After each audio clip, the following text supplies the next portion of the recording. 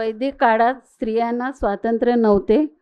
शूद्र व स्त्रियांचा दर्जा ऋग्वेदात सारखाच होता. भगवान बुद्धाच्या काळात स्त्रियांना स्वातंत्र्य बहाल केले. भगवान बुद्धांनी त्यांच्या धम्मात स्त्रियांना मानाचे स्थान दिले. म्हणूनच महाप्रजापती गौतमी, राणी खेमा व आम्रपालीसारख्या स्त्रियांनी अहेरपद प्रयत्न पोचल्या होत्या. ऊच नीच व मतभेद तिथे काहीच नव्हतं. तर डॉक्टर बाबासाहेब आंबेडकरांनी संविधानामध्ये स्त्रियांना समानतेचा हक्क दिला आणि त्यामुळेच संपूर्ण स्त्रिया प्रत्येक क्षेत्रामध्ये त्या आपले कर्तव्य करून दाखवलेले आहेत.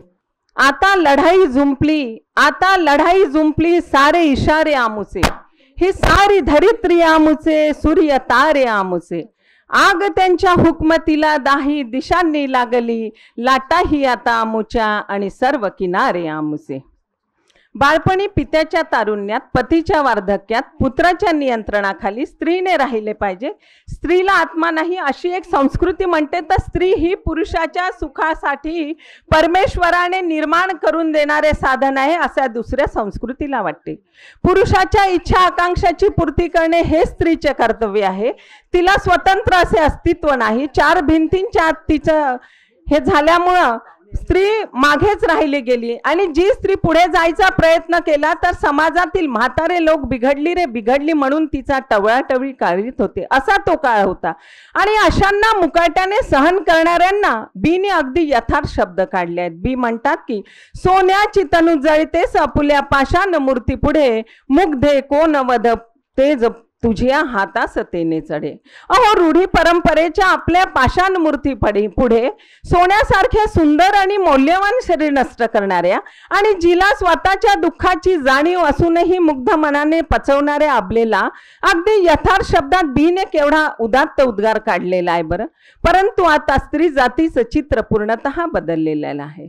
पुरुषाच्याच केवळ बरोबरीने नव्हे तर प्रत्येक क्षेत्रात पुरुषाच्या एक पाऊल पुढे अशी स्त्रियांची द्रुत गतीने वाटचाल सुरू आहे. आता आपण बघतोच आहे, मॅट्रिक किंवा 12वीचे रिझल्ट पाहिले तर तुम्हाला मुलांपेक्षा मुलीच वरचढ दिसतात. नोकरीच्या क्षेत्रातही प्रामाणिकपणा, नियमितपणा या बाबतीत महिला तसभरही मागे राहिल्या नाही. राजकारणाच्या क्षेत्रातही स्त्रियांनी किती आघाडी मारलेली आहे हे भारताच्या स्वर्गीय पंतप्रधान इंदिरा गांधी, भारताच्या राष्ट्रपती बेनझीर भुट्टो यांनी सिद्ध करून दाखविलेले आहे. कोमल है कमजोर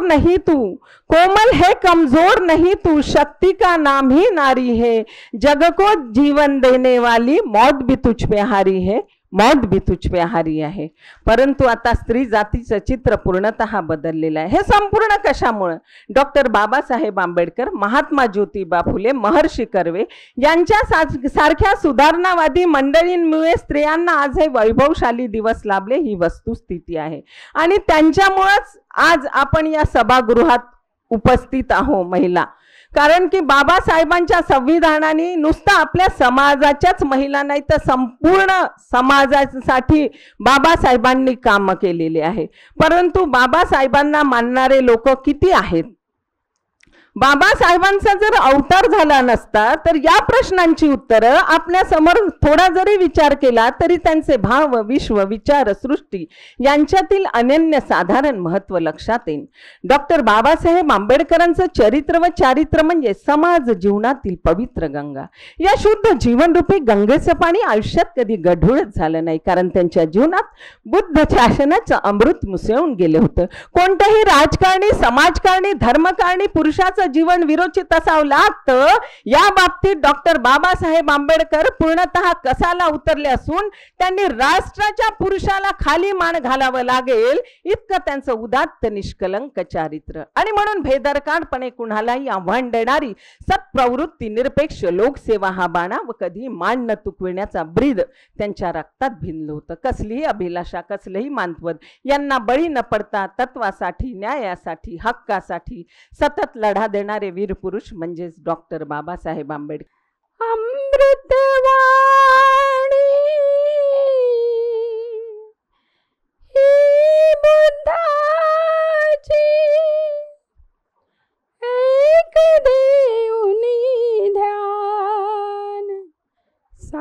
साधन्या या जन्मी निर्वाण, साधन्या या जन्मी निर्वाण. अमृतवाणी ही बुद्धाची, ऐक देऊनी ध्यान, साधन्या या जन्मी निर्वाण, साधन्या या जन्मी निर्वाण. धम्मायतुकी सुयोग शिकवण, अन्य कुठे नामेन शोधून. धम्मायतुकी सुयोग शिकवण, अन्य कुठे नामेन शोधून. तथागताची शाश्वत सत्य, तथागताची शाश्वत सत्य, स्वानुभवाने जाण, साधन्या या जन्मी निर्वाण, साधन्या या जन्मी निर्वाण. तृष्णे पोटी दुःख निर्मिती, तृष्णे पोटी दुःख निर्मिती, जसे बीजातून अंकुर येते. दुःख बीज ते नष्ट कराया, दुःख बीज ते नष्ट कराया, अष्टशील तू जाण, साधन्या या जन्मी निर्वाण, साधन्या या जन्मी निर्वाण, साधन्या या जन्मी निर्वाण. तर बाबासाहेब आंबेडकरांनी दोन महत्वाच्या संस्था स्थापन केल्या. लेख आलेला असेल, परंतु माझ्या वाचण्यामध्ये अस्पृश्यांच्या सर्वांगीण विकास व्हावा म्हणून 20 जुलै 1924 बहिष्कृत हितकारणी सभेची स्थापना केली आणि 20 जुलै 1942 अखिल भारतीय शेड्यूल कास्ट अधिवेशन भारतीय महिला परिषद. आज जी आपण इथे महिला संघटनेनी आणि आगलावे ताईंच्या माध्यमातून हे जे आज कार्य जे स्थापन होत आहे, झालेलं आहे आणि हे पुढेही राहील आणि आपण करीत राहू.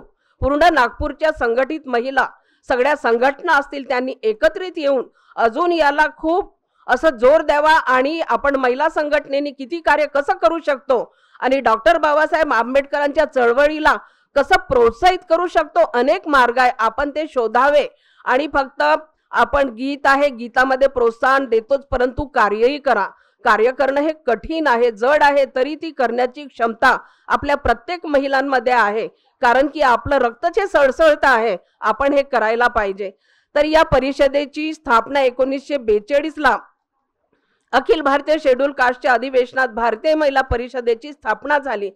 त्यामुळे दलित स्त्रियांचे स्वाभिमान व अस्मिता आणि त्यांच्यातील नेतृत्व गुण याचा विकास झाला. आणि या स्थापनेच्या मागील भूमिका म्हणजे 1938 अखिल भारतीय राष्ट्रव्यापी महिला परिषद झाली. त्या परिषदेमध्ये ज्यावेळेस महिलांना जेवू घालल्या गेलं, त्यामध्ये आपल्या 2 अस्पृश्य महिलांना त्यांना पूर्ण पंक्तीच्या बाहेर वाढलं. त्यावेळेस त्यांना जेवण 2 महिलांना अस्पृश्य महिला असल्यामुळे त्यांना बाहेर वाढण्यात आलं. तेव्हा डॉक्टर बाबासाहेब आंबेडकर फार दुःखी झाले आणि तेव्हा त्यांना वाटलं की नाही, आपण आपल्या दलित महिला वर्गांसाठी काहीतरी करायला पाहिजे. म्हणून ही परिषद आणि ही महिलांची स्थापना 1942 20 जुलै 1942 1938च्या घटनेमुळे त्यांना हे वाटलं आणि ही महिला परिषदेची स्थापना डॉक्टर बाबासाहेब आंबेडकरांनी रुजवली. त्यामुळे ही साधारणशी बाब नव्हे, ही खूप मोठा आपल्याला महिला परिषदेचं प्रौढ मताधिकार, संपत्ती आणि शिक्षण ही शासनाची अमान्य करून मताचा अधिकार मिळवून दिला आणि आपण दारिद्र्यात जीवन जगत होतो. अस्पृश्य समाज हा आळसी आणि अवदासीपणा हे त्यांनी कसं म्हणजे दूर करून नवीन चैतन्य उभं व्हावं आणि हे नवीन चैतन्य उभं होऊन संघटित होऊन आपण जर एकत्र संघटन झाल्याशिवाय एकत्र आलो तेव्हाच आपण लढा देऊ, तर आपले जे अस्पृश्य वर्गाच्या राजकीय अडचणी असो, सामाजिक अडचणी असो, शैक्षणिक अडचणी, अशा अनेक अडचणी ह्या आपण शासनासमोर कशा मांडू, याकरिता म्हणून या बहिष्कृत हितकारणी सभेची स्थापना डॉक्टर बाबासाहेब आंबेडकरांनी 20 जुलै 1942 ला स्थापन केली. आज त्याचे 100 वर्ष होत आहे. महिला ज्या आहेत, महिलाशिवाय काहीच नाही होऊ शकत जगामध्ये. शेतकरी असो, चाहे कामगार असो, चाहे कुठे ज्या लेबर काम करणाऱ्या असो, त्यांची पण अर्थव्यवस्था या देशाला, या जगाला मजबूत करते. कारण म्हणजे जे टॅक्स आहे त्यांच्यापासनं देशाला फायदा होतो. महिलांची जी भूमिका ही महत्त्वाची आहे. पण जाता जाता मी एकच सांगणार आहे की आता दलित, पीडित, शोषित ज्या महिला आहेत आणि हे जे धर्मवेडे लोक आहेत, हिंदू धर्माच्या लोकांनी या महिलावर अत्याचार करणं सुरू केलेले आहेत. याकरिता आपल्याला स्मार्ट बसून चालणार नाही. तर या स्मार्टनेस दूर करा आणि अशा ज्या महिलावर अत्याचार होत असेल, दलित असो, शोषित असो, या महिलाच्या विरुद्ध तुम्ही आंदोलन करायला पाहिजे आणि उभं राहायला पाहिजे. तर बहिष्कृत हितकारिणी सभेची स्थापना जी आहे, या सभेचं ब्रीद वाक्य होतं शिका, संघटित व्हा आणि संघर्ष करा. तर महिलांच्या किंवा एकूणच अस्पृश्य समाजाच्या आयुष्यात या ब्रीद वाक्याने किती मोठा बदल या 100 वर्षात घडवला आहे हे आपण आज आपल्या डोळ्यांनी बघतच आहोत. त्यानंतर शिक्षणावर भर दिल्यामुळं, माझा आवाज नीट येत आहे ना, शिक्षणावर भर दिल्यामुळं अस्पृश्य समाजातील आणि त्यातही विशेष करून अस्पृश्य समाजापेक्षाही विशेष करून वैचारिक लेवलला आपल्याला आणणाऱ्या बौद्ध समाजाची पण भरपूर प्रगती झालेली आहे. ती होताना जे आपल्यासमोर जे अडथळे होते, शिक्षणामध्ये जे अडथळे होते, ते अडथळे दूर करण्यासाठी बहिष्कृत हितकारिणी सभेचं कार्य जे होतं ते विद्यार्थी वसतिगृहाद्वारे जे शोषित किंवा अस्पृश्य समाजातले, दलित समाजातले जे विद्यार्थी आहेत, जे कुसंगतीत आहेत, ज्यांना आपल्या भविष्याची जाणीव नाही किंवा आपण एक चांगलं आयुष्य जगू शकतो, चांगला मानव बनू शकतो ही जाणीव ज्यांना नव्हती, त्यांना शिक्षणाच्या प्रवाहात आणून आणि माणुसकी शिकवून आणि आपल्या प्रगतीच्या संधी देण्याचं काम बहिष्कृत हितकारिणी सभेने केलेलं आहे. त्यासाठी ठिकठिकाणी त्यांच्यासाठी वाचनालय, शैक्षणिक वर्ग किंवा स्वाध्याय संघ उघडण्याचं कामही बहिष्कृत हितकारिणी सभेने केलेलं आहे. दुसरी गोष्ट, नुसतंच विद्यार्थ्यांसाठी नव्हे तर शेतकऱ्यांसाठी कृषीविषयक काही समाज सुधारणा, तसेच आर्थिक घडी, कारण हा जो समाज होता हा अतिशय निम्न वर्गातून, म्हणजे आर्थिकदृष्ट्या अतिशय खालच्या स्तराला होता अस्पृश्य समाज. त्याला अपग्रेड करण्यासाठी किंवा वरती आणण्यासाठी म्हणून बहिष्कृत हितकारिणी सभेने काम केलेलं आहे. ओके. तर अशा या संघटनेच्या शतकपूर्तीच्या निमित्ताने संजीवनी सखी संघाच्या समस्त सदस्य, समस्त मंडळाच्या वतीने मी इथे शुभेच्छा देत आहे. आमच्या संजीवनी सखी संघाचं नाव इथे उपस्थित बऱ्याचशा महिलांना माहीत असेल आणि बऱ्याचशा सदस्य पण इथे उपस्थित झालेले आहे. जर इच्छा असेल तर हात वर करून तुम्ही हे देऊ शकता की बरेचसे आमचे सदस्य कुठलंही सामाजिक काम असो, महिला चळवळीच्या बाबतीत तर जितक्या चळवळी मॅडम इथे नागपुरात झालेल्या आहेत त्यात संजीवनी सखी संघाचं मोलाचं योगदान राहिलेलं आहे. आणि अशी ही चळवळ ही संघटना उभं करण्याचं काम किंवा ही कन्सेप्ट ज्यांच्या डोक्यात येते त्यांना खरंच म्हणजे महिला चळवळीत काम करायला महिला आधी गोळा व्हायला पाहिजेत. आधी त्यांचं एक संघटन असायला पाहिजे. त्यांना कुठल्या ना कुठल्या प्रकारे ते आर्थिक स्वावलंबन असो किंवा इव्हन सांस्कृतिक पण प्रकारे आपण त्यांना पहिले संघटनात बांधून ठेवलं पाहिजे असं आम्हाला वाटत होतं. आणि म्हणूनच ही 17 वर्षापूर्वी संजीवनी सखी संघ या संघटनेची स्थापना झालेली आहे. आज त्यांची घोडदौड खूप सुरू आहे. नागपुरात आंबेडकरी विचारांच्या जवळपास 1000 महिला आपल्या संजीवनी सखी संघात जुळलेल्या आहे. आणि जिथे जिथे सामाजिक कार्य असतं, जिथे जिथे चळवळ येते तिथे तिथे या सदस्या अगदी हिरिरीने भाग घेतात आणि आपलं वेगळेपण, आंबेडकरी महिला कशी असावी हे वेगळेपण ठळकपणे दाखवून देतात. त्यामुळेच इतर समाजाच्या महिलांपेक्षा आपण अगदी वेगळं काम नागपुरात करत आहोत असं मला वाटते. स्वातंत्र्य, समता, बंधुता, न्याय, नैतिकता ही संविधान ग्रंथाची हृदयस्पंदने आहेत. भारत नावाच्या सुंदर संविधानिक देशाच्या संविधान प्रास्ताविकेचे वाचन करण्यासाठी मी आमंत्रित करते मनीषा पाटील हिला. आम्ही भारताचे लोक, भारताचे एक सार्वभौम, समाजवादी, धर्मनिरपेक्ष, लोकशाही गणराज्य घडवण्याचा व त्याच्या सर्व नागरिकास सामाजिक, आर्थिक व राजनैतिक न्याय, विचार, अभिव्यक्ती, विश्वास, श्रद्धा व उपासना यांचे स्वातंत्र्य, दर्जाची व संधीची समानता निश्चितपणे प्राप्त करून देण्याचा आणि त्या सर्वांमध्ये व्यक्तीची प्रतिष्ठा व राष्ट्राची एकता आणि एकात्मता यांचे आश्वासन देणारी बंधुता प्रवर्धित करण्याचा संकल्पपूर्वक निर्धार करून आमच्या संविधान सभेत आज दिनांक 26 नोव्हेंबर 1949 रोजी याद्वारे हे संविधान अंगीकृत करून स्वतः प्रत अर्पण करीत आहोत. जय संविधान, जय विज्ञान. भुकेल्यांचा घास, रस्त्यावर राहणाऱ्यांचा निवास, शिकणाऱ्यांचा अभ्यास आणि बहिष्कृतांचा आवाज असे बाबा तुम्ही आहात आमचे श्वास. असे बाबा तुम्ही आहात आमचा श्वास. अशा डॉक्टर बाबासाहेबांच्या कर्तृत्वाची जाणीव करून देणारं बहिष्कृत हितकारिणी सभेच्या शताब्दी कार्यकुशलतेवर प्रकाश टाकणारं गीत M.S. जांभळे लिखित प्रसंगाला अनुसरून सादर करीत आहेत संविधान जागर. बहुजनांच्या विकासासाठी निर्माण केली संघटना, नाव तयाला दिले बाबांनी बहिष्कृत हितकारिणी सभा.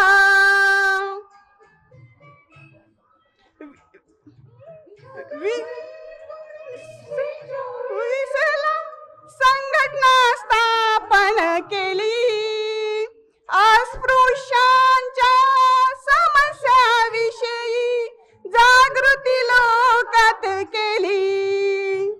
संघटनेने इंग्रजांना प्रस्ताव सादर केला, नाव तयाला दिले बाबांनी बहिष्कृत हितकारिणी सभा.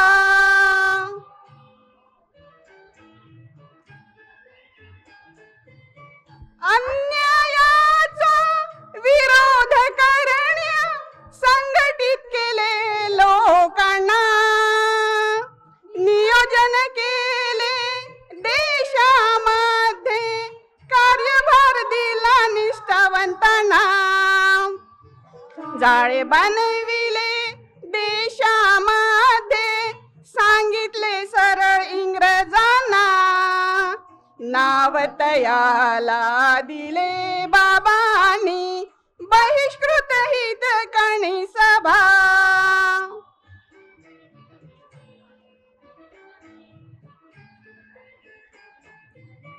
बाजू मांडली बाबासाहेबांनी गोलमेज परिषदेत, अस्पृश्यांना संधी मिळावी सर्व ही विभागात.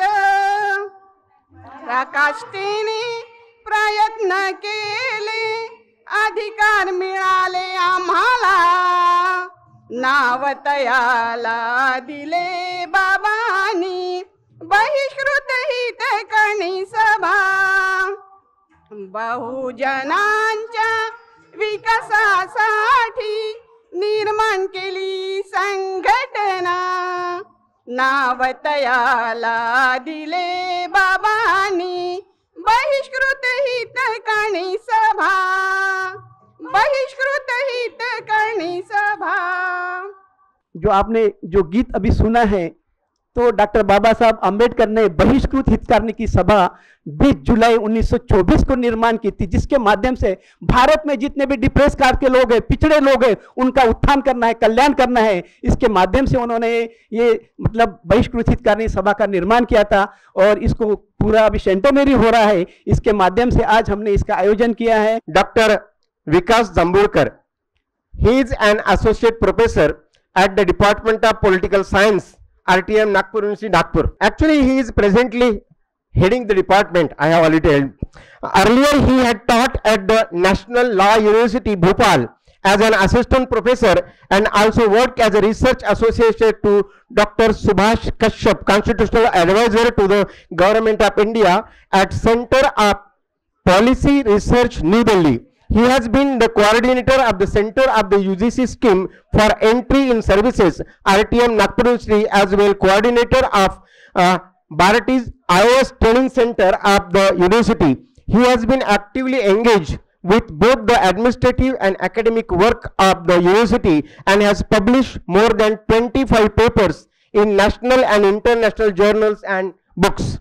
He has also delivered more than 250 invited lectures in various national and international seminars, conferences and workshops on various themes of political science and international relations.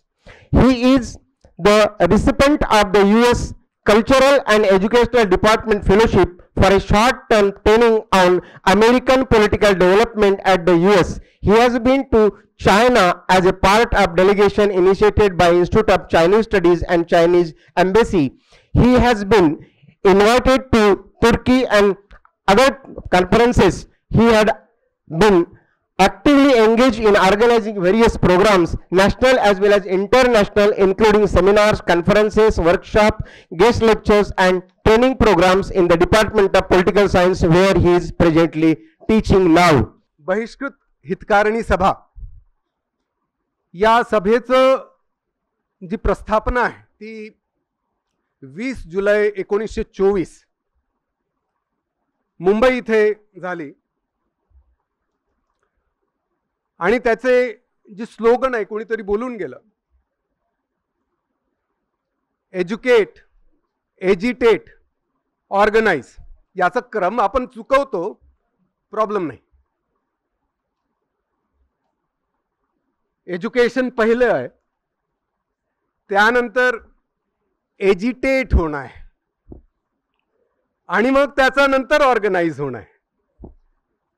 हा क्रम बाबासाहेबांनी अत्यंत विचारपूर्वक केला असेल, याच्यात काही वाद नाही. आणि 3 महत्त्वाच्या ऑब्जेक्टिव्ह याच्यातून आपल्याला दिसतात. त्या ऑब्जेक्टिव्ह पहिली आहे शैक्षणिक भूमिका. म्हणजे जो अस्पृश्य समाज होता, मागासलेला समाज होता, त्याला शिक्षित करणं. मी थोड्या वेळात येईल याचा विश्लेषणावर. दुसरं, संस्कृती निर्माण करणं. शिक्षणातून संस्कृती निर्माण करणं. आणि तिसरं आहे अर्थकारणावर विचार करणं. मध्ये बाबासाहेबांनी अर्थकारण बाहेर सोडला नाही. समाजकारण सांगत होते, त्याचसोबत राजकारणही होतं, पण अर्थकारण ते विसरले नाही. हे 3ही कणे अत्यंत महत्त्वाचे. आणि या आधारावर ब्रिटिश सरकारपर्यंत रिप्रेझेंटेशन पोहोचवणं, आपली आवाज पोहोचवणं, हा या बहिष्कृत हितकारिणी सभेचे ऑब्जेक्टिव्ह किंवा उद्देश होते. थोडं संघटनेचा कंपोजिशन कडे जाऊया, त्याचंही महत्व आहे, मी सांगतो. प्रेसिडेंट श्री चमनलाल सेतलवाड होते आणि व्हाईस प्रेसिडेंट मिस्टर निस्सिम म्हणून होते. त्यांचे काही वकील होते जे या पॅनलवर होते. रुस्तोमजी जिनवाला, जी के नरिमन, परांजप्पे, चौहान, खेर हे सॉलिसिटर होते. तुम्ही आडनावांवरनं लक्षात घेत चला. हे सगळी आडनावं ही महार जातीतली आडनावं नाही. मॅनेजिंग कमिटीचे मुख्य म्हणून, चेअरमॅन म्हणून डॉक्टर बाबासाहेब आंबेडकर हे स्वतः होते आणि ट्रेझरर NT जाधव होते. एक पार्श्वभूमी मांडूया. ॲनिलेशन ऑफ कास्ट मध्ये डॉक्टर बाबासाहेब आंबेडकरांनी अस्पृश्यता या देशातून मिटवण्यासाठी जो ओनस आहे, ओनस म्हणजे जबाबदारी, जी ओनस आहे ती ओनस सवर्णांच्या खांद्यावर घातलेली आहे. तुम्ही घर खराब केलेले आहे, जबाबदारी तुमची आहे.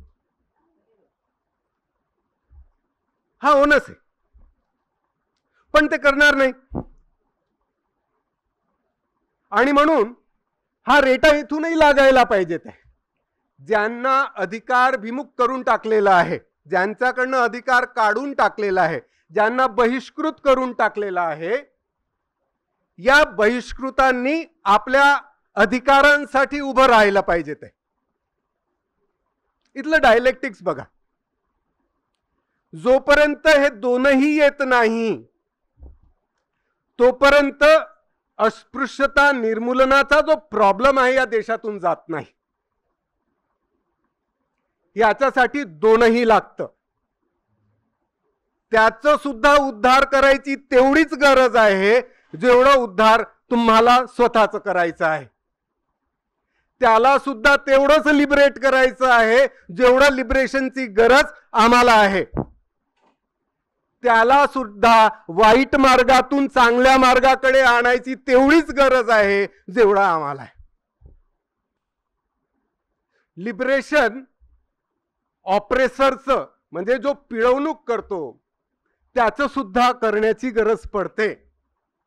त्या मानसिकतेतून, त्या विचारातून त्याला सुद्धा लिबरेट करायची गरज पडते. आणि म्हणून हा द्विमुखी आहे.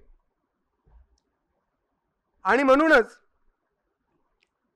तुम्ही जर या संघटनेची रचना जेव्हा बघाल तर त्याच्यामध्ये घेटोआयझेशन होताना दिसत नाही. घेटो नाही तयार करत आहेत बाबासाहेब. ठीक आहे, फक्त दलितांचं, फक्त आणि फक्त महारांचं असं नाही झालेलं आहे. त्याच्यामध्ये त्यांनी इतर जातींचे, त्याच्यामध्ये इतर धर्मीयांना सुद्धा या प्रोजेक्टमध्ये सामील करून घेतलेला आहे. हा कॉन्फिडन्स त्यांना होता की आपल्याला इतरांना सुद्धा मोबिलाइज करता येऊ शकतं. त्यांच्या माध्यमातून या संपूर्ण समाज व्यवस्थेमध्ये बदल आणण्याचा प्रयत्न करता येऊ शकतं.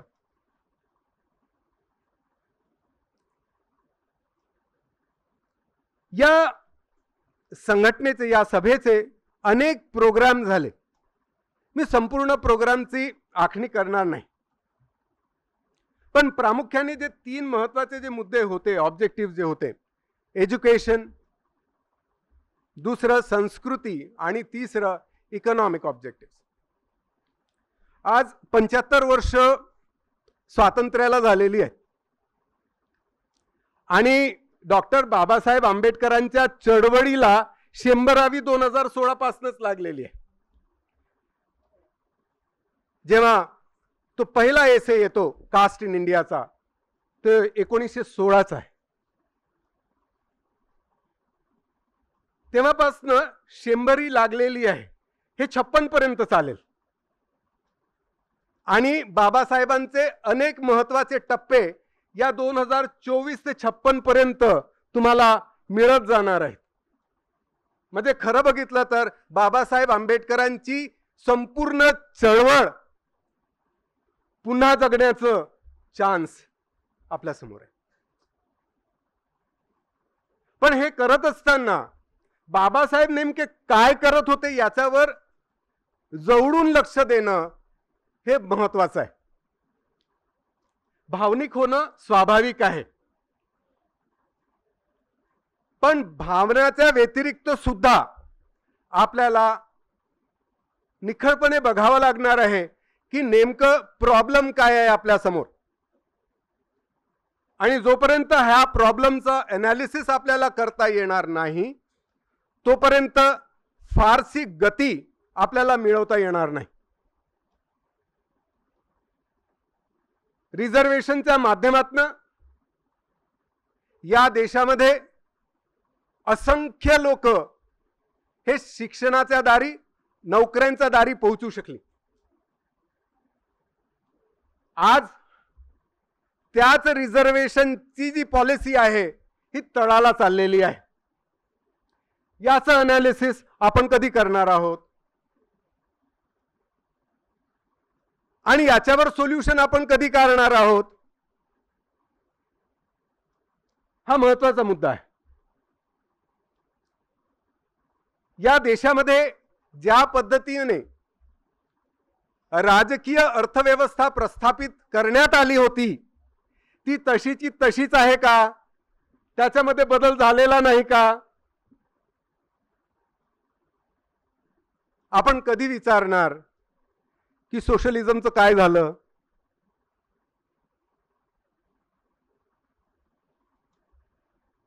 हे महत्वाचे प्रश्न आहे. कारण की जेव्हा डेमोक्रेटिक सोशलिझमची कल्पना डॉक्टर बाबासाहेब आंबेडकर करतात आहेत तेव्हा राज्य व्यवस्थेवर काही जबाबदाऱ्या घातलेल्या आहेत. या राज्य व्यवस्थेवर घातलेल्या जबाबदाऱ्या कॉन्स्टिट्यूशनच्या 4थ्या भागामध्ये आहेत, directive principles of state policy. आणि या डायरेक्टिव्ह प्रिन्सिपल्स ऑफ स्टेट पॉलिसीच्या माध्यमातून एक वेलफेअर स्टेटची कल्पना तिथे करण्यात आलेली आहे.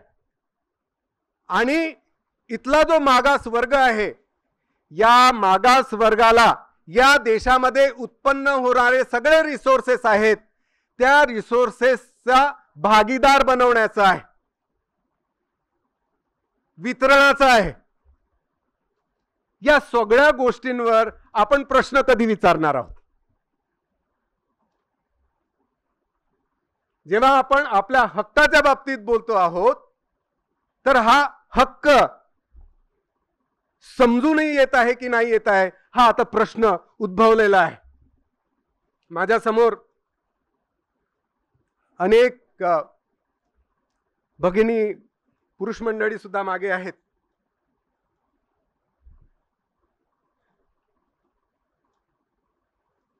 आणि सरप्राइजिंग नाही आहे, आम्ही जितकेही आता कार्यक्रमाला चाललेलो आहे सगळं म्हातारपणाला आलेली म्हणजे 60वर झालेली मंडळी आमच्या समोर असतात.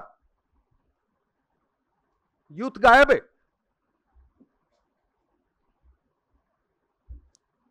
कुठे गायब झालेलं आहे मला माहित नाहीये, तुम्ही सांगाल. तो या कार्यक्रमात का नाही आहे? कालपर्यंत ज्या पॅकेजचा आर्ग्युमेंट आपण स्वीकारलेला होता आणि माझा मुलगा आणि माझी मुलगी हिला एवढं पॅकेज मिळतं, तुझ्या मुलाला किती पॅकेज मिळतं, तुझ्या मुलीला किती पॅकेज मिळतं, हा जो पॅकेजचा जो आर्ग्युमेंट प्रायव्हेट इकॉनॉमीच्या चलत आपल्या घरी आलेलं होतं ती पॅकेज घेणारी मुलं कुठे आहेत? आंबेडकरी चळवळीमध्ये कुठे आहेत? हा प्रश्न आपण कधी विचारणार आहोत का? हा प्रश्न स्वतःला विचारायची गरज आहे. आम्ही ट्रेन नाही केलं का त्यांना? ती आमचीच मुलं होती ना. आम्ही बाबासाहेब सांगितलं नाही का त्यांना? ती आमचीच मुलं होती. हा प्रश्न आम्हाला पळायला पाहिजेत आहे. कुठे डिटॅचमेंट झालेला आहे? हा कुठे विस्कळीत होत चाललेला आहे? काय झालेला आहे आमच्या सोबत? हा प्रश्न आपण स्वतःला विचारायची गरज आहे. अँड दॅट इज वेअर जेव्हा डॉक्टर बाबासाहेब आंबेडकर बहिष्कृत हितकारणी सभेची स्थापना करतात आहेत, तर ते एज्युकेशनच्या संदर्भात बोलतात आहेत. आणि जेव्हा आपण एज्युकेशनच्या संदर्भात बोलतो तेव्हा एज्युकेशन म्हणजे कसलं एज्युकेशन घ्यायचं हा प्रश्न आहे. आताच 22 प्रतिज्ञांचा उल्लेख झाला. एक संपूर्ण समृद्ध परंपरा आहे चार्वाकापासून तर गौतम बुद्धापर्यंत आणि गौतम बुद्धापासून तर डॉक्टर बाबासाहेब आंबेडकरांपर्यंत. ही वैचारिक परंपरा आहे. एनिवे, जेव्हा आपण बौद्ध आणि धम्म याच्या संदर्भात जेव्हा बोलत असतो तर तथागत गौतम हे बुद्ध होतात. बौद्धवाद हा परंपरेचा भाग आहे. बौद्धवाद होणं म्हणजे ज्ञानी होणं, अवेअर होणं, एनलाइटन होणं, स्वतःला शिकवणं, आपल्या परिस्थिती सोबत अवगत करून घेणं. ती परंपरा आपण जपतोय का हा प्रश्न आहे. अंधश्रद्धा जाणार कशी? परंपरेचा अगोदर स्वीकार व्हायला पाहिजे ना. फक्त मेणबत्ती अगरबत्ती लावून धम्म समजणार नाही. आणि what is Dhamma? Ultimately Dhamma काय असतं? Dhamma is nothing but modern scientific education. आधुनिक पद्धतीने जीवन पद्धती समजून घेण्याचा जेव्हा आपण कार्य करत असतो तेव्हा धम्म करतो. अजून काही वेगळं असेल तर सांगा. तोच कार्यकारण सिद्धांत गौतम बुद्धाच्या माध्यमातून आपल्या समोर येत आहे. तेच अष्टांगिक मार्ग आहेत. These are all scientific methodologies. या सायंटिफिक मेथडॉलॉजीच्या माध्यमातून जेव्हा आपण आपली जीवन बघण्याचा प्रयत्न करतो म्हणजेच धम्म करतोय.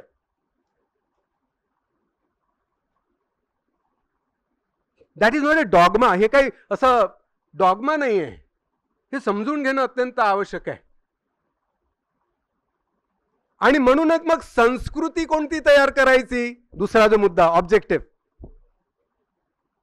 कोणती संस्कृती तयार करायची आहे? धम्माची संस्कृती म्हणजे नेमकं काय? ज्ञानाची संस्कृती ना. जेव्हा आपण ज्ञानाची संस्कृती तयार करतो आहोत म्हणजे आपण नवीन संस्कृतीकडे जातो आहोत. अज्ञानापासून ज्ञानाकडे जाण्याचा मार्ग.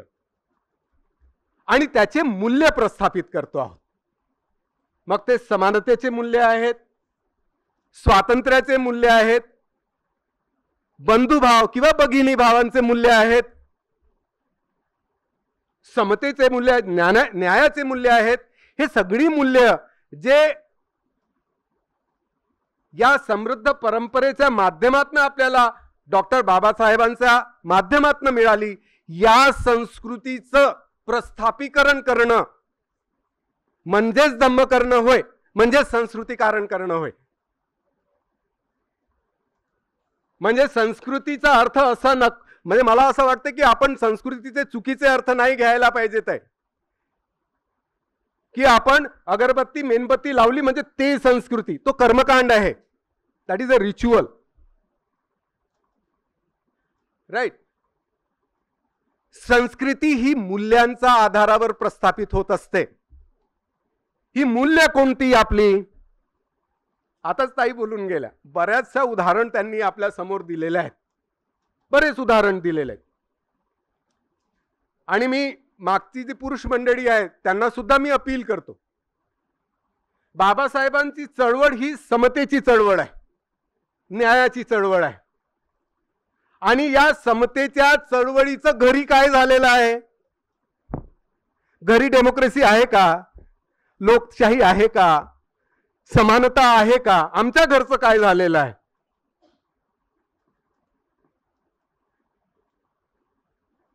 तर हा जो इंट्रोस्पेक्शन आहे, आम्ही स्वतःच सुद्धा करण्याची गरज आहे, अत्यंत गरजेचं आहे. या मूल्यांच्या आधारावर आम्ही आपलं वास्तविक जीवन कसं जगतो आहोत हे समजून घेणं अत्यंत आवश्यक आहे.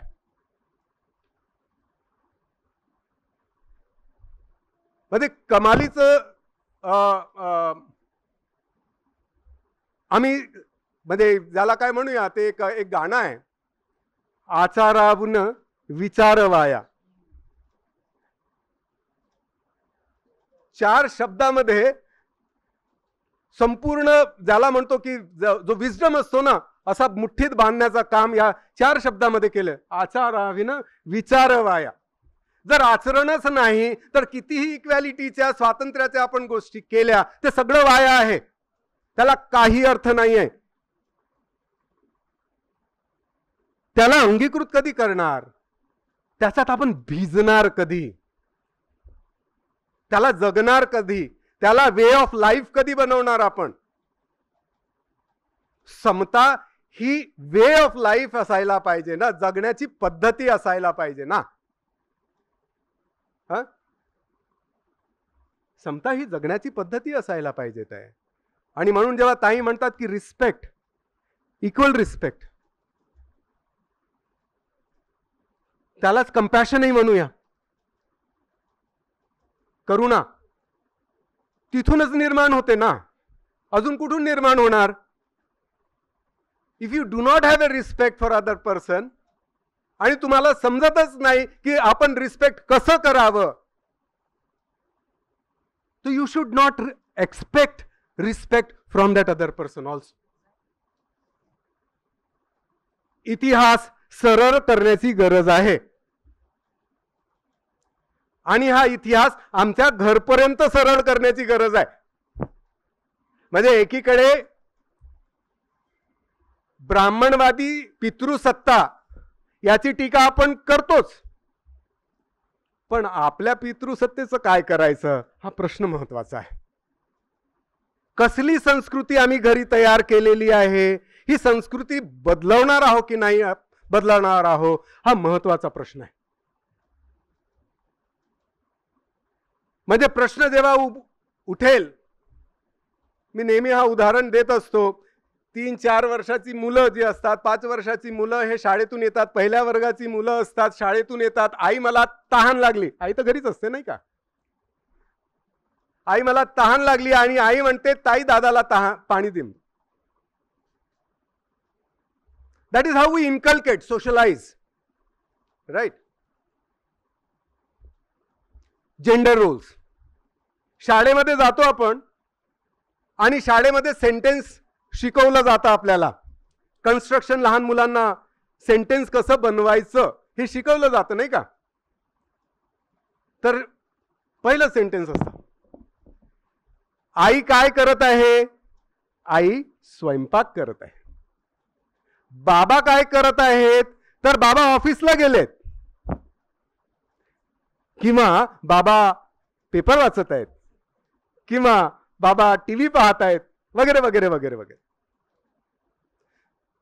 हे जे डिस्ट्रीब्युशन ऑफ रोल्स जे आपण जेंडरच्या आधारावर आमच्या घरी केलेलं आहे, याचं न्यूट्रलायझेशन कधी होणार आहे हा प्रश्न आपण विचारणार की नाही विचारणार. तेव्हाच डेमोक्रेटाइज होईल की नाही घर आमचं, हा तेवढाच गरजेचा आहे. याच्यातूनच तुमचं आणि माझं सुद्धा उद्धार आहे. You have to liberate me by liberating yourself. हे द्विपक्षीय आहे.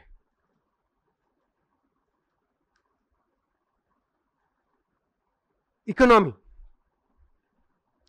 2 बाजूंवर बाबासाहेबांनी इकॉनॉमीवर हात घातलेला आहे.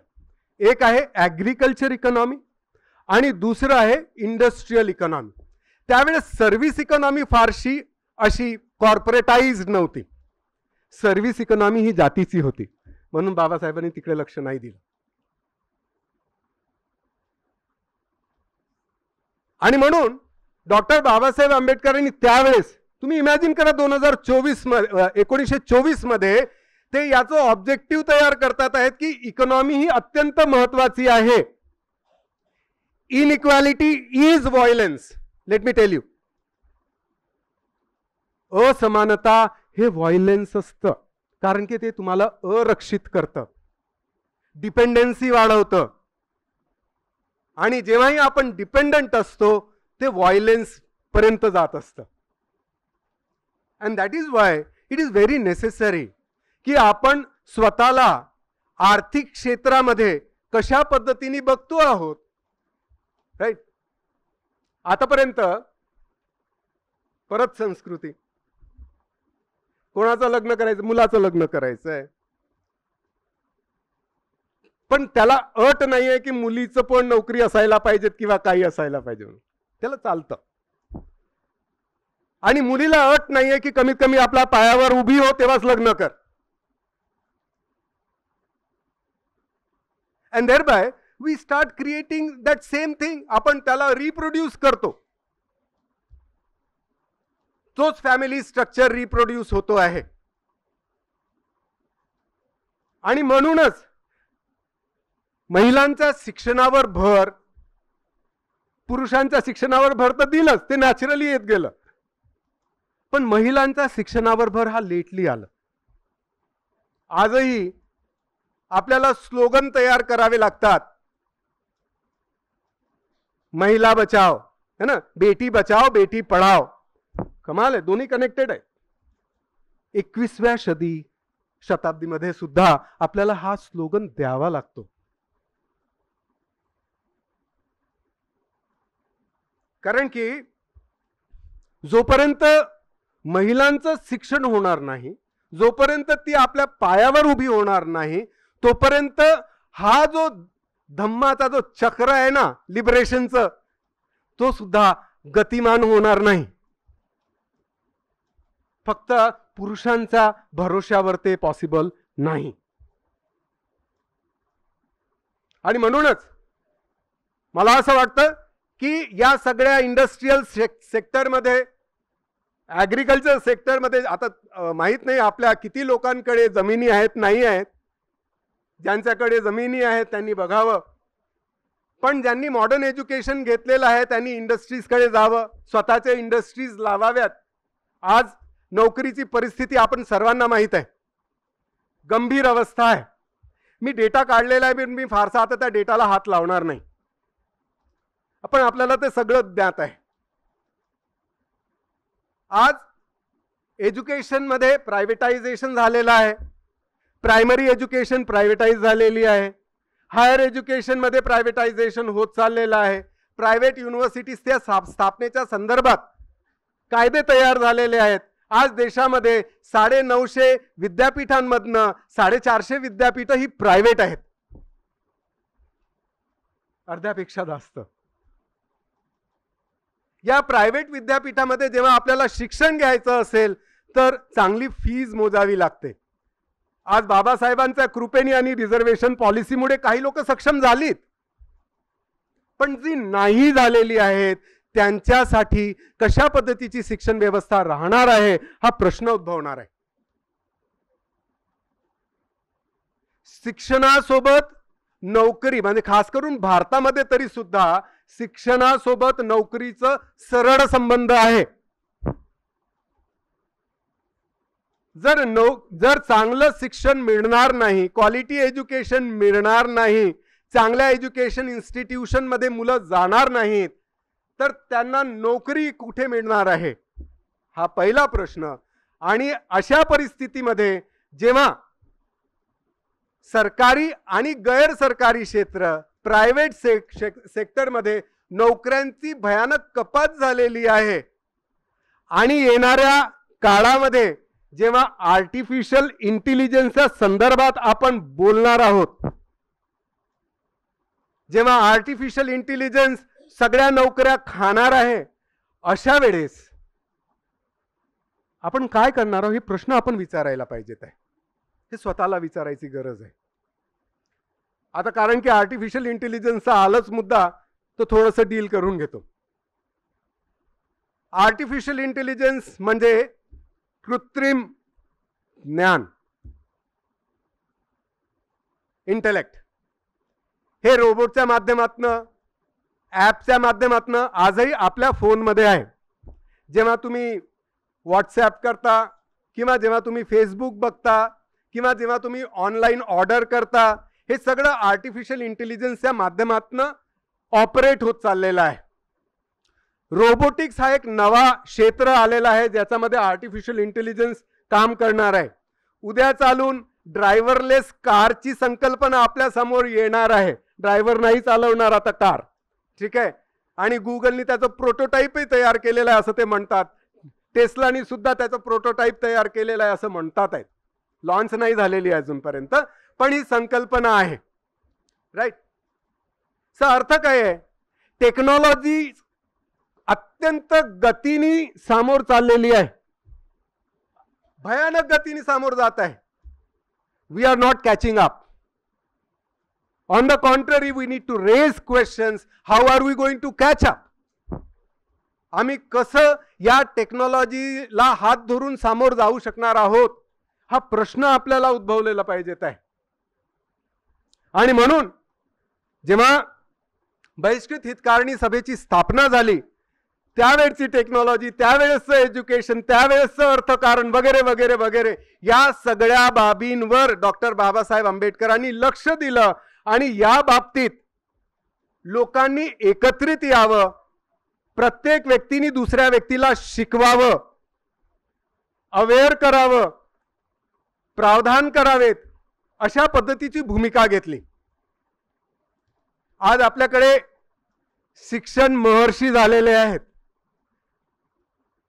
आणि त्या शिक्षण महर्षींच्या शिक्षण इन्स्टिट्यूशन मधनं बाबासाहेबांचं शिक्षणच गायब आहे, अशी पण अवस्था आहे.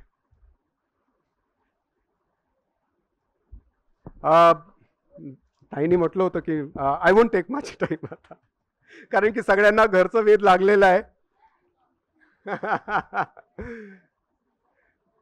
आणि आय डोंट ब्लेम. आम्ही व्यवस्थाच तशी तयार केलेली आहे. सो म्हणूनच we need a renewed effort. पॅन्डेमिकच्या नंतर हा सबुंद संभाषण थांबल्यासारखं झालेलं होतं. परत ही चर्चा सुरू करण्याची गरज आहे. जी प्रश्न आज आपल्या समोर उद्भवलेली आहेत, या प्रश्नांना थेट हात घालायची गरज आहे. आणि याच्यासाठी कम्युनिटी कशा पद्धतीने सपोर्ट सिस्टम तयार करणार आहे याच्यावर विचार करायची गरज आहे. शासनापर्यंत आपण आपल्या काय भूमिका कशा पद्धतीने पोहोचवणार आहोत, या दोनही भूमिका ज्या आहेत हे या बहिष्कृत हितकारणी सभेच्या प्रोग्राम मधूनच आपल्याला घ्यायची गरज पडणार आहे. दोन अजून मुद्दे मांडतो आणि थांबवतो. दोन अत्यंत महत्वाच्या चळवळी या हितकारणी सभेच्या माध्यमातून डॉक्टर बाबासाहेब आंबेडकरांनी राबवल्या होत्या. एक 14 तळ्यांचा सत्याग्रह मार्च मध्ये 27 ला, आणि एक मनुस्मृती दहनाचं. आज आपण सगळी लोक, म्हणजे कमालीचा भाग आहे की आपण हळूहळू त्या ज्या सगळ्या गोष्टी आहेत ते डायव्हर्सिटीच्या नावावर एक्सेप्ट करू लागलेलो आहोत. चालू दे ना, ते करतात तर. आपल्याला समाजामध्ये राहायचं असतं, आहे की नाही?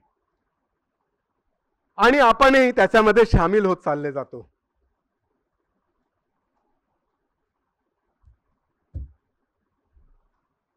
मनुवादी व्यवस्था अजून काही नाही, हे बिनकायद्याचा कायदा आहे. ज्या कायद्याला कुठलाच बेस नाही, जो कायदा अन्यायकारक कायदा आहे, तो कायदा मनुस्मृती आहे. या लॉलेस लॉची पहिली टीका, पहिला जो ज्याला काय म्हणूया की विश्लेषण जे आहे ते डॉक्टर बाबासाहेब आंबेडकर करतात आणि कायदा कसं असावं याची रूपरेखा सांगतात. कायदा हा अन्यायकारक नसू शकतं, कायदा हा डिस्क्रिमिनेटरी नसू शकतं, कायदा हा भेदभाव नाही करू शकत, कायदा हा युनिव्हर्सल असायला पाहिजे, सगळ्यांवर समान स्वरूपामध्ये लागू असायला पाहिजे. राईट? तेव्हाच तो कायदा होऊ शकतं. आपल्या अवतीभोवती असे किती कायदे ऑपरेट करतात सामाजिक आणि सगळ्या पातळीवर, याच्याकडे लक्ष आपलं यायला पाहिजे. दुसरी जी चळवळ आहे ती 14 टँकची चळवळ. अमेरिकेमध्ये बॉस्टन टी पार्टी नावाचा एक महत्वाची चळवळ झाली होती आणि तिथूनच अमेरिकन स्वातंत्र्याचा आगाज झालेला होता.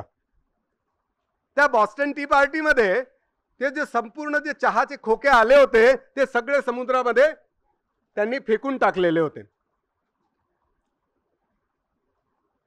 पण डॉक्टर बाबासाहेब आंबेडकरांचा हा जो मूवमेंट आहे हा बेसिक ह्युमन राईटचा मूवमेंट आहे.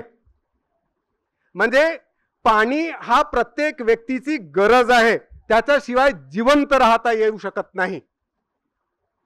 त्या पाण्याच्या गरजेला व्यापक स्वरूपामध्ये जर आपण बघितलं तर मानवतेचा जो अधिकार आहे तो प्रत्येक रिसोर्सेसवर, नॅचरल रिसोर्सेसवर इक्वली प्रस्थापित व्हायला पाहिजेत आहे.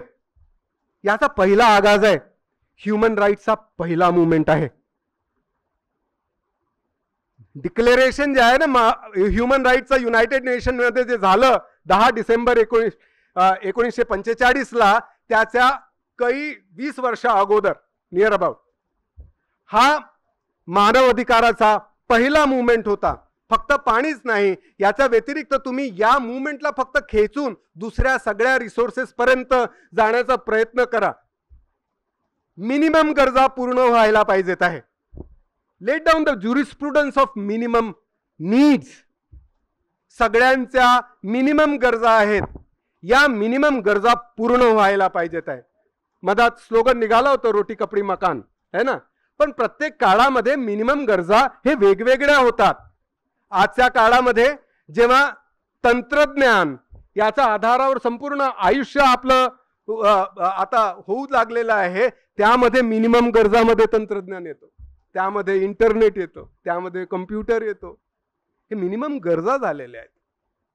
ठीक आहे, त्याच्याशिवाय सामोर जाता येत नाही. तसं एज्युकेशन पाहिजेत आहे, तसे रिसोर्सेस पाहिजेत आहे, वगैरे वगैरे. तर फक्त रोटी कपडा और मकान एवढ्याच मिनिमम गरजापर्यंत बात आता भागत नाही. तर हे जे मुद्दे आहेत हे बहिष्कृत हितकारणी सभेने त्यावेळेस उभे केले आणि या आधारावरच आंबेडकरी चळवळीचा मॅनिफेस्टो काय असायला पाहिजेत आहे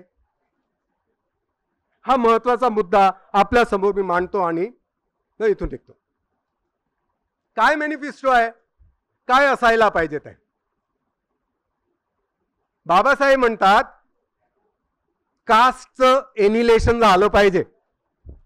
जोपर्यंत जातीचं एनिलेशन होत नाही, जोपर्यंत जाती संपत नाही, तोपर्यंत ही जी विषम व्यवस्था आहे ही विषम व्यवस्था जाणार नाही. हे प्रायमरी आहे, ही प्रायमरी व्यवस्था आहे या समाजाची.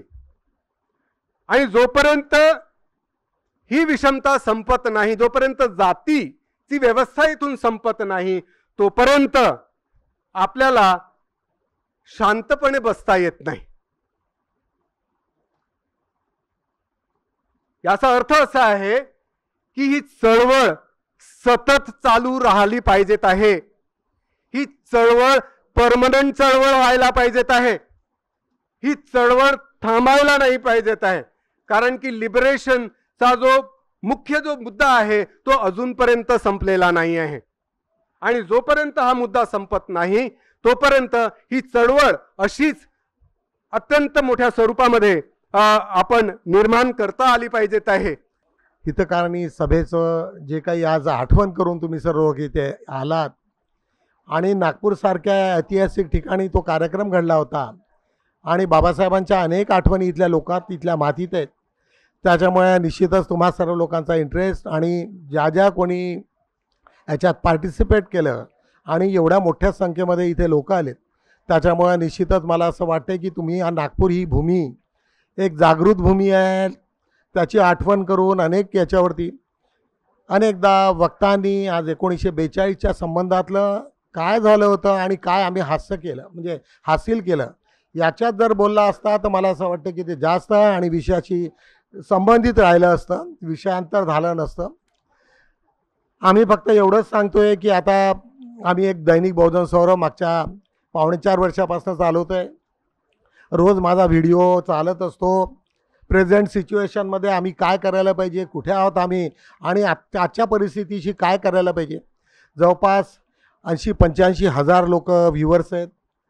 त्याच्यामुळे संपूर्ण महाराष्ट्रामध्ये आम्ही एक वेगळ्या पद्धतीचा प्रयोग करत असतो. वेगवेगळ्या लोकांचे वेगवेगळे व्ह्यूज घेत असतो आणि आजच्या परिस्थितीमध्ये दलित समाजाने, बौद्ध समाजाने काय करावं ह्याच्यावरती आम्ही जास्तीत जास्त चिंतन करत असतो. परंतु ज्या प्रमाणामध्ये लोकांनी इन्व्हॉल्व व्हावं ते मात्र होताना दिसत नाही. ही फार दुःखाची बाब आहे. अनेक लोक बोलतात, परंतु जे भारतीय संविधानामध्ये जे जे तुमच्यासाठी करून ठेवलेले ते मात्र किती ते सिरियसली घेतात तर माहिती नाही मला. कारण आम्ही वेगवेगळ्या क्षेत्रातनं आलेलो आहे. मी एका व्हेटरनरी फॅकल्टीमधनं MVSC करून मग कुठे 82ला मी MBA करून मग आता इन्शुरन्स कंपनीमध्ये मॅनेजर होऊन LLM करून मी आता प्रॅक्टिस करतो. त्याच्यामुळे मला अनेक क्षेत्राबद्दल चांगलं माहिती आहे. परंतु मला फार दुःख होतं आहे की लोक मोठमोठ्याने बोलतात, परंतु ॲक्च्युली कृतीमध्ये ज्यावेळेस उतरायचं असते त्यावेळेस मात्र शून्य दिसतं आहे. अनेक ठिकाणी मी पाहतो आहे आणि त्याच्यामुळे मला असं वाटतं की लोक काय करतायत, किती बोलतायत, काय बोलण्याला काही हे नाही, पण कृतीत मात्र शून्य असतात. फार कमी लोक आहेत जे सातत्यानं लोकांचं प्रबोधन करत असतात. दैनिक बहुजन सर्व सातत्यानं नवीन नवीन लोकांना इंट्रोड्यूस करून काही ना काही नवीन देण्याचा तुमचा प्रयत्न करत असतो. आणि मला असं वाटते की आज आम्ही 100 वर्षाच्या नंतर महिलांसाठी काय काय मिळवलं आणि किती काय गमावलं याच्याबद्दल थोडंसं जर चांगली चर्चा झाली असती आणि आता याच्यानंतर आम्ही काय करायला पाहिजे. जरी पॉलिटिकली सत्ता आमच्याजवळ नाही, परंतु खरगे बौद्ध समाजाचे काँग्रेसचे अध्यक्ष आहेत.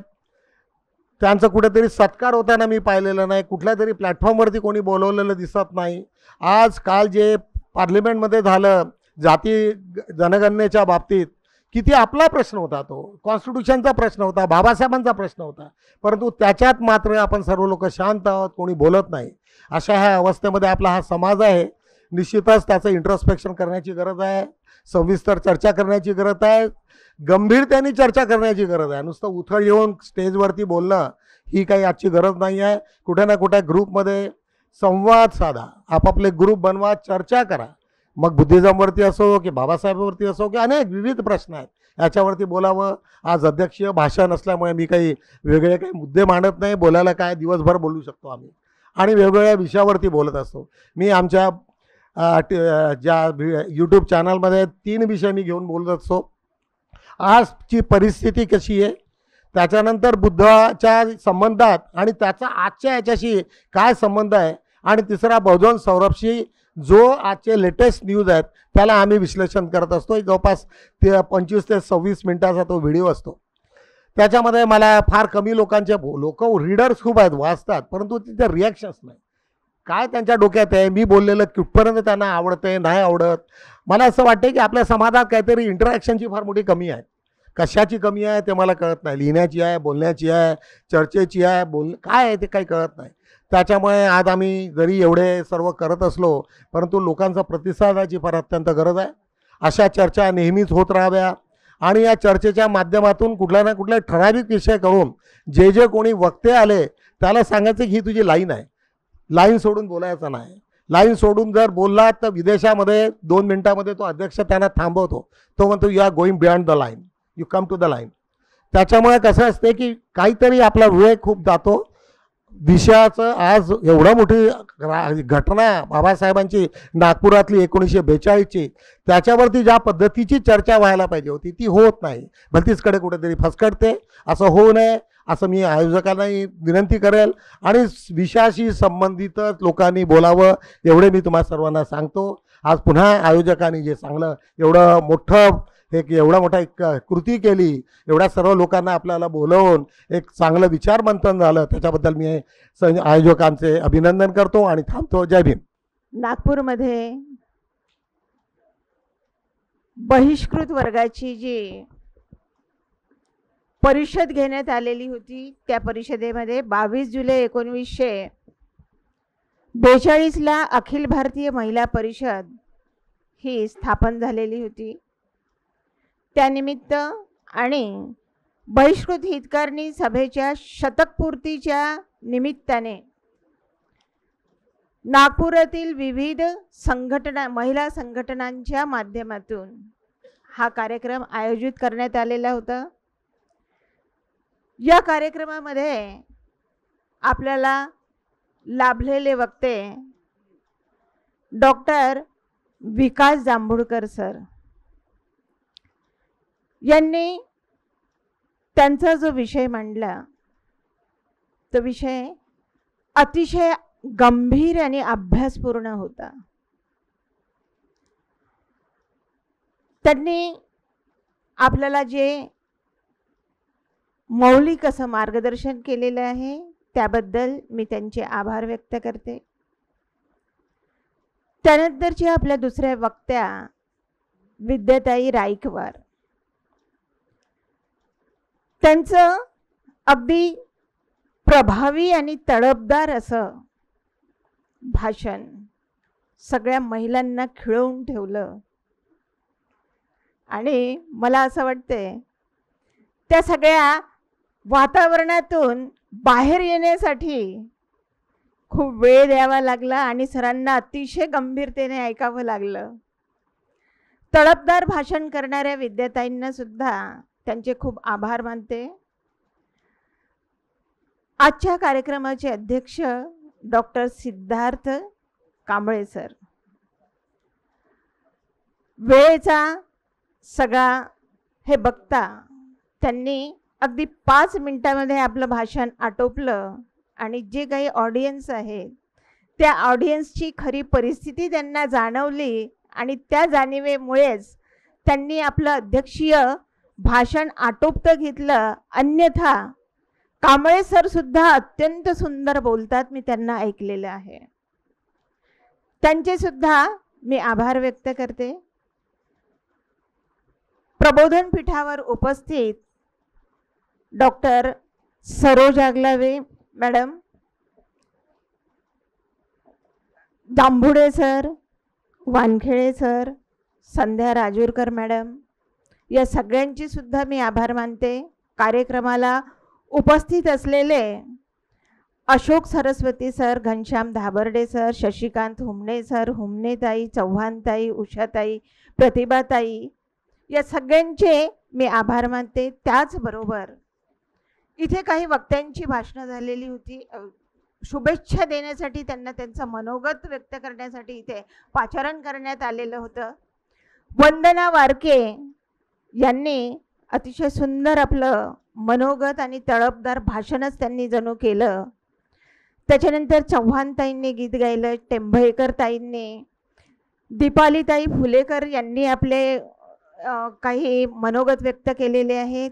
त्याचबरोबर संजीवनी सखी संघाच्या सुवर्णताई डोंगरे यांनी सुद्धा आपलं मत व्यक्त केलेलं आहे. त्याचबरोबर विविध गाण्यांचा सुद्धा कार्यक्रम इथे केलेले आहेत आणि विविध संघटनांच्या गाण्यांच्या टीमने इथे आपलं सादरीकरण केलं आहे. या सर्वांचं मी मनपूर्वक आभार व्यक्त करते. इथे उपस्थित सगळ्यांचे, आत्तापर्यंत ते इथे टिकून राहिले त्या सगळ्यांचे मी आभार व्यक्त करते.